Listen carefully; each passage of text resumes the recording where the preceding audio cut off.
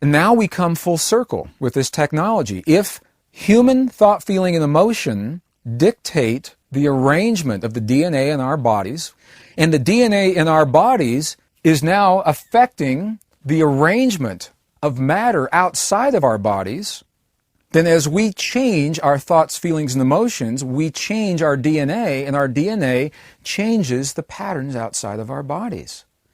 And we come full circle. Now we have the essence and the mechanism for a technology. Here we are moving through our world, perceiving through thought, emotion. We combine the two together and we have our world of feeling. Okay, our world of feeling, those are our beliefs, our perceptions. They create a measurable vibration that now is documented as ordering sequences of DNA inside of our bodies.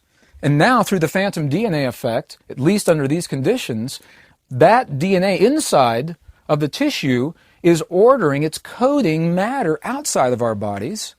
And that matter is what we have our feelings about. And our feelings are what create the vibration for the ordering. Once again, we come full circle.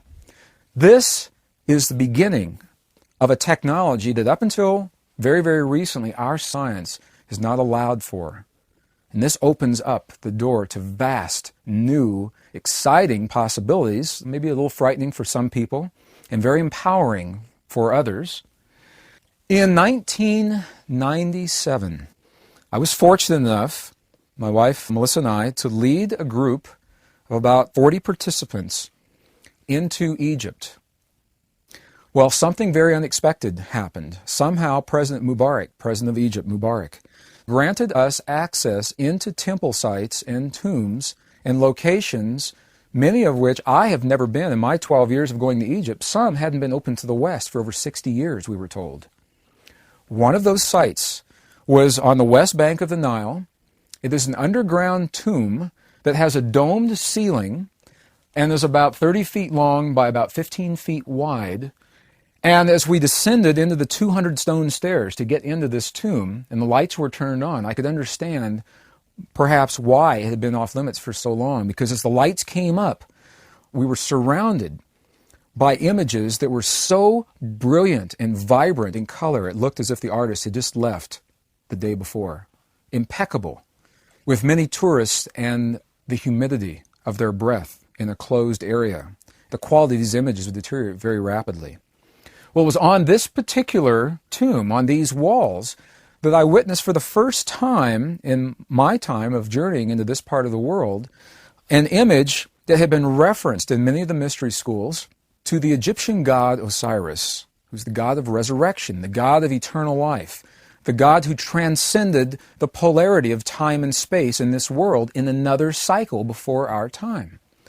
And at the end of this domed chamber, along the walls were all the experiences that Osiris had moving up to the time of his great transition. All of the experiences of life and the experiences of family and of gathering food and all the things that were happening. And at the very end, he portrayed for the first time that I've ever seen his secret in terms of how he transcended the polarities. For the first time, what we saw was the image of Osiris flanked at his shoulders by the sign of the Eye of Horus, through the Eye of Horus mystery schools, which we see commonly as the left eye. Rarely do we see the right eye. And he was flanked by both, the left and the right eye of Horus, representing the left eye and the right eye of Horus mystery schools. Horus, who was the son of Isis and Osiris, he was the product of their union. The left and the right eye representing the two mystery schools based in two very different, although closely related philosophies. The left eye based in the logic and in the left brain knowing of our world, and that's the path our Western world has taken today. So we essentially have lived this left brain of Horus mystery schools through our societies and our technology. The right eye of Horus represents the feminine aspect, the intuitive, the feeling, the emotional aspect of our world. And in our technological society, up until recent, we've done our very best to circumvent that, to do anything we can do to stay away from the feeling and the emotional component. Well, here in this tomb, 200 steps underground, what we're seeing is Osiris is sharing his secret. He's saying in the only symbolism of his time, the secret to achieving and transcending this polarity, achieving this lasting experience, is the union of left and right brain, the union of logic and emotion. And once again, we see what we're reminded of so often through these mystery schools, that as great as our logic is, as important as our left and right brains are, they're incomplete. If we view the world through left and right brain, we'll always view the world in the separateness of left and right, light and dark, good and bad, right and wrong.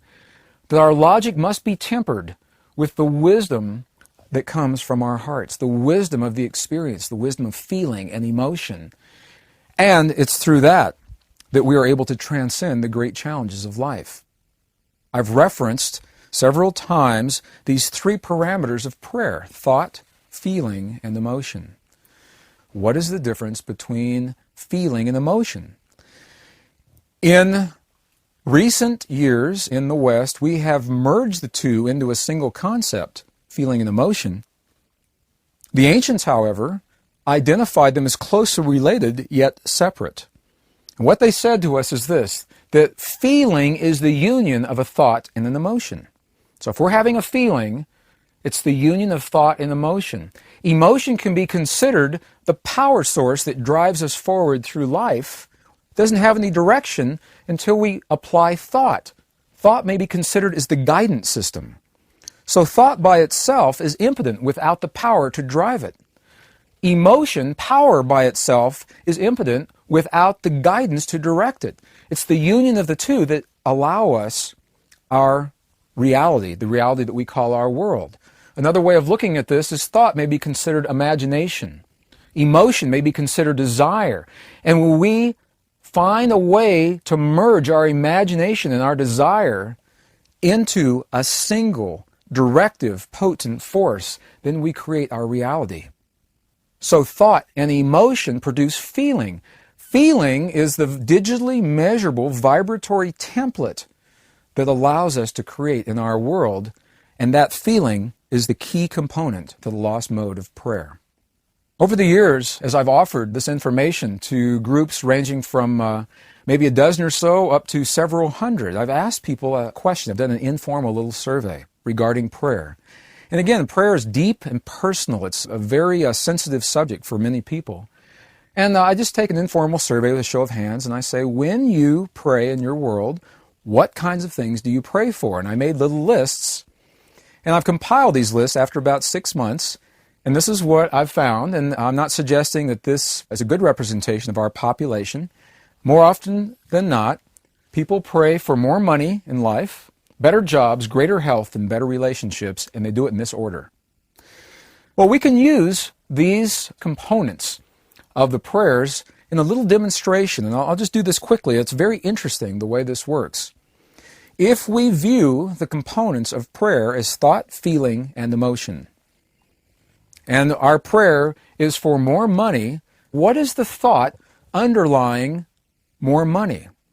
And more often than not, the thought says, I don't have enough money. The reason the prayer is in place is because they feel they don't have enough. So the thought is not enough money. Now the ancients remind us, when they speak of emotion, that we are capable of two primary emotions, and all other emotions are expressions of those two primary emotions. We're capable of love, and whatever we feel that love's opposite is, whatever that means to us in our world. Okay? So, if we're praying for more money, our thought is we don't have enough, then I ask, what is the underlying emotion to that thought? Is it love or is it fear? More often than not, the answer is fear. It's the fear that there isn't enough to go around. Where's my mortgage going to come from next month? Something like that. So when we look at this technology, if we merge the thought of there's not enough there with the emotion, the low-frequency emotion of fear, we produce a feeling, and that feeling can have many words. It's kind of summarized as yuck. We don't feel good in our world because our thought is that we don't have enough of something, and the emotion is the fear of not having enough. The feeling is the vibratory template. That's what we put into our world to create. How interesting. When did we, in our inner technology, begin to create the feelings for the things that we least choose